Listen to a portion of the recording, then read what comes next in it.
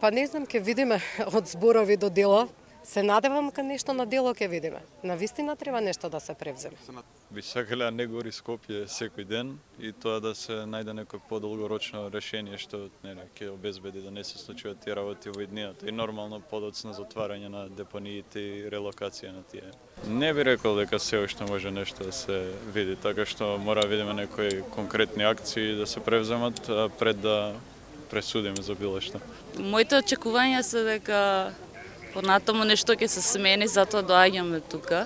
Затоа што ако мислевме дека нема шанси за промена, зашто доаѓаме. Али се надеваме дека побрзо, затоа што зима доаѓа и знаете како е во Скопје во зима. Конечно да се разбудиме и да го решаваме проблемот. Пошто сите го дишиме овој воздух, дали сте вие политичар, дали сте интелектуалец, дали сте обичен работник, воздухот е за сите ист. Никој нема резервен воздух. И затоа очекувам ова конечно да почне да се решава.